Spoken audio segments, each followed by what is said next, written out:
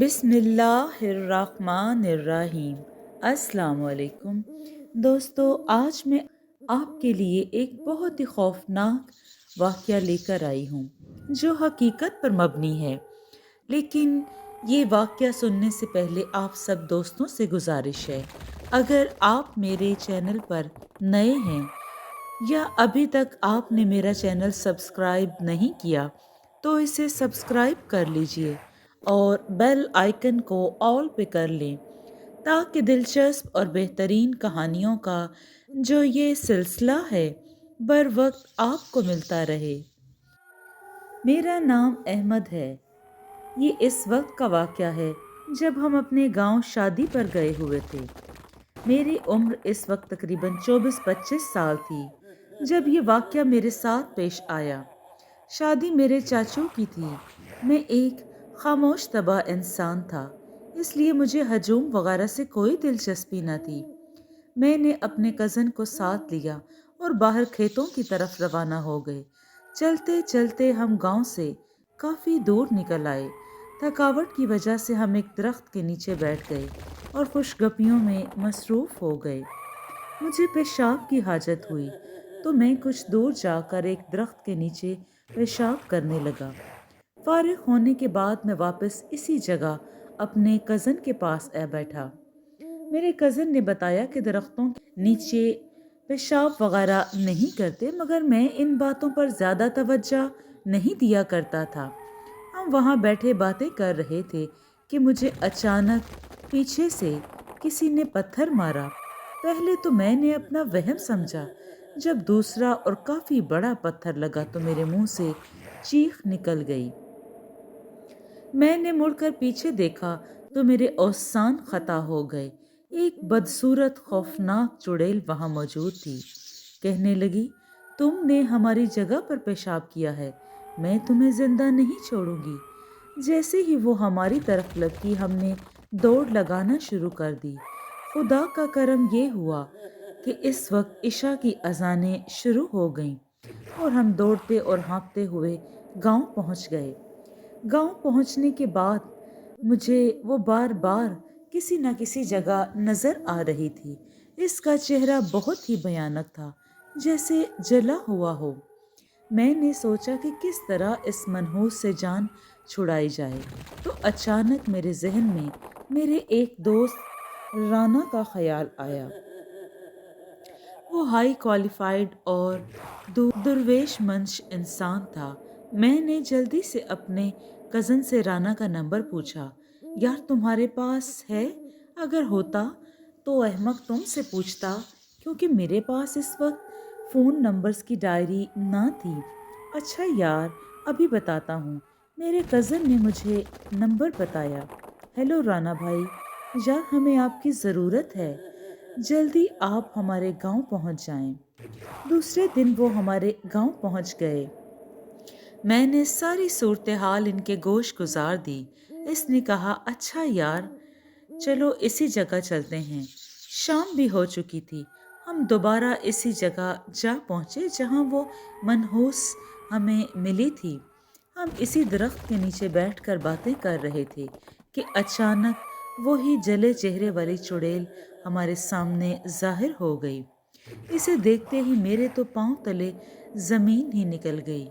میرا کزن تھر تھر کانپنے لگا، مگر رانا کو تو جیسے کوئی ڈر ہی نہ تھا۔ وہ نارمل کھڑا اس کی طرف دیکھ رہا تھا۔ چڑیل نے رانا سے کہا کہ میں تمہارے دوستوں کو زندہ نہیں چھوڑوں گی۔ ان بیچاروں نے تمہارا کیا بگاڑا ہے جو تم ان کو تنگ کر رہی ہو؟ رانا بہت ہی نڈر انسان تھا۔ اس نے چڑیل سے سوال کیا، انہوں نے میرے گھر پر پیشاب کیا ہے، میرے بچے وہاں لیٹے ہوئے تھے اور مجھے تنگ کیا، ہمارے آرام میں خلل پیدا ہوا ہے۔ رانا بڑے نرم لہجے سے اس سے مخاطب ہوا، دیکھو تم اور ہم سب، بلکہ اس کائنات کی ہر چیز خدا کی پیدا کردہ ہے۔ یہ زمین، یہ گھر بار سب اسی کے ہیں۔ ہم ان کے مالک نہیں ہیں۔ مالک صرف وہی خدا ہے جس کی کائنات کا ذرہ ذرہ عبادت کرتا ہے۔ میں تمہیں خدا کے رسول صلی اللہ علیہ وآلہ وسلم کا واسطہ دیتا ہوں، یہاں سے چلی جاؤ اور آئندہ انہیں تنگ مت کرنا۔ اور ویسے بھی تم جانتی ہو کہ ہم انسان تم لوگوں کو نہیں دیکھ سکتے، اس لیے یہ غلطی انجانے میں ہوئی ہے، لہٰذا تم اسے معاف کر دو۔ وہ چڑیل انتہائی خوفناک کہکا لگا کر ہنس رہی تھی۔ نہیں، کبھی نہیں۔ پھر رانا نے کہا، اگر تم سختی پر آئی تو پھر مجھے بھی تمہارے ساتھ سختی برتنی پڑے گی۔ تم معاف کر دو تو بہتر ہے، ورنہ پھر میں بھی تمہارے ساتھ ایسا معاملہ کروں گا کہ تم یاد رکھو گی، اور تم قرآن پاک اور اللہ کی طاقت سے بخوبی آگاہ ہو۔ اگر تم مسلمان نہیں بھی ہو تب بھی تم جانتی ہو، اس لیے بہتر یہی ہے کہ میں نے کل کائنات کے مالک کا تمہیں واسطہ دیا ہے، انہیں چھوڑ دو اور انہیں معاف کر دو، آئندہ یہ لوگ تمہیں تنگ نہیں کریں گے۔ چڑیل نے ایک دفعہ غضبناک انداز اور دہکتی آنکھوں سے ہماری طرف دیکھا۔ میرے تو سردی کے دنوں میں بھی پسینے چھوٹ گئے۔ رانا بھائی نے کچھ پڑھنا شروع کر دیا، پھر چند لمحوں بعد وہ وہاں سے چلی گئی اور پھر کبھی دوبارہ ہمارے سامنے نہ آئی۔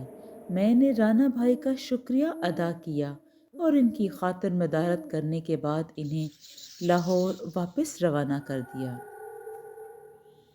دوسرا واقعہ، روح کا انتقام۔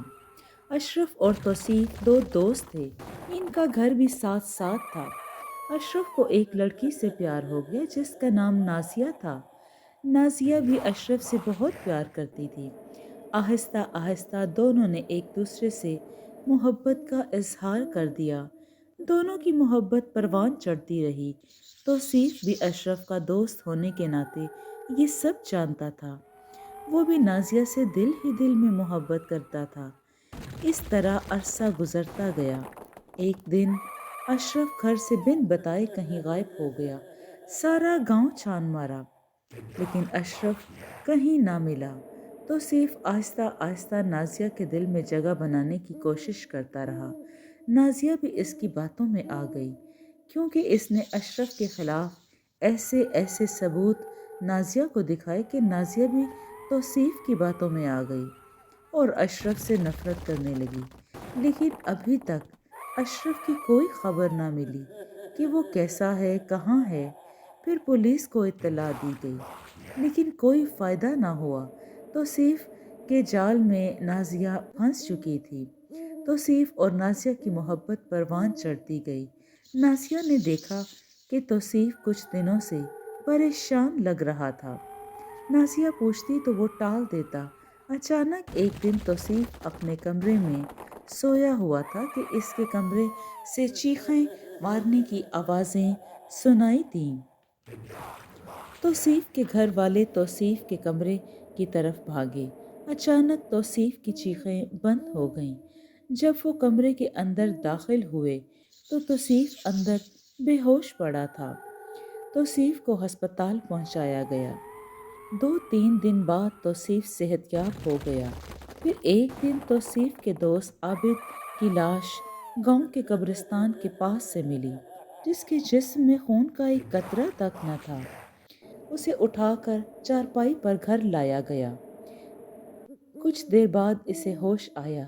رات ہو چکی تھی۔ قبرستان کے پاس سے ملی، جس کے جسم سے خون کا ایک قطرہ تک نہ تھا۔ دل، آنکھیں، کلیجہ سب غائب تھا۔ لوگ لاش کو دیکھ کر کانوں کو ہاتھ لگانے لگے۔ اس کو بھی دفنا دیا گیا۔ لیکن اگلے دن پھر توصیف کے دوست خرم کی بھی لاش مل گئی۔ اس کا حال عابد کی لاش جیسا تھا۔ توصیف اب بہت ڈرا ڈرا رہتا۔ ایک دن وہ نازیہ سے ملنے گیا۔ جیسے ہی وہ نازیہ کے قریب گیا، کسی انجان چیز نے اس کے منہ پر تھپڑ دے مارا، جس سے وہ دم دبا کر بھاگ گیا اور گھر آتے ہی بے ہوش ہو گیا۔ اسے اٹھا کر چارپائی پر اس کے گھر والوں نے لٹایا۔ کچھ دیر بعد اسے ہوش آیا۔ رات ہو چکی تھی۔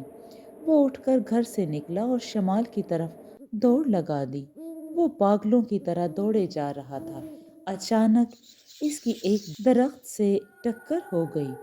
وہ زمین پر پیچھے کی طرف ہو کر گر پڑا۔ پھر جب درد کم ہوا تو اسے اپنے سامنے کوئی کفن پوش نظر آیا۔ پھر وہ قریب آیا۔ جب توصیف کے قریب آیا تو توصیف نے دیکھا کہ وہ اشرف تھا۔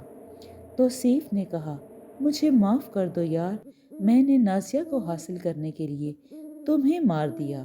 توصیف نے روتے ہوئے کہا۔ اشرف نے کہا، صرف ایک لڑکی کو پانے کے لیے تم نے مجھے ہمیشہ کے لیے مٹا دیا۔ میں تو تمہارا بچپن کا دوست تھا۔ تم نے جن کے ساتھ مل کر مجھے مارا، میں نے ان کو بھی موت کے گھاٹ اتار چکا ہوں۔ اب رہ گئی تمہاری باری، تم بھی اب مرو گے۔ یہ کہتے ہی اشرف نے اپنا ہاتھ اوپر کر کے فضا میں لہرایا تو توصیف بھی اڑتا ہوا درخت سے ٹکرا کر زمین پر جا گرا۔ پھر اشرف نے توصیف کو گردن سے پکڑا اور اس کی گردن میں دانت کاٹ دیے اور اس کی گردن کو ہاتھ سے دبوچنا شروع کر دیا۔ اس کی گرفت سخت ہوتی جا رہی تھی۔ اس کا خون منہ کے رستے اور آنکھوں کے رستے بہہ رہا تھا۔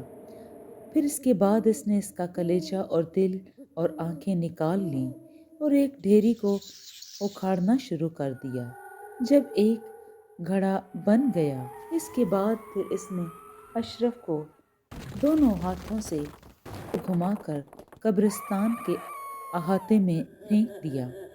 وہ کبھی دردناک اور خوفناک حالت میں قبروں کے درمیان گرا پڑا تھا۔ اس کے بعد اس نے توصیف کو اپنے ہاتھ پر کسی لٹو کی طرح گھماتے ہوئے قبرستان میں پھینک دیا۔ اگلے 2 دن تک توصیف کے بارے میں گاؤں میں خوب شور مچا کہ اب توصیف بھی غائب ہو چکا ہے۔ 2 دن کے بعد لوگوں نے تلاش کرتے ہوئے قریبی قبرستان سے گزرے تو وہاں سے انہیں توصیف کی لاش ملی۔ انہوں نے اس کی لاش کو غسل دے کر جنازہ کیا اور دفن کر دیا۔ اس کے بعد اشرف کی روح ہمیشہ ہمیشہ کے لیے پرواز کر گئی۔ جی دوستو، آپ کو یہ چھوٹی سی کہانی کیسی لگی؟ اگر آپ کو یہ کہانی پسند آئی ہے تو اس کو لائک اور شیئر کیجیے اور کمنٹ میں اپنی رائے کا اظہار ضرور دیں۔ خوش رہیں، اپنا اور اپنے دوستوں کا بہت سا خیال رکھیں۔ شکریہ۔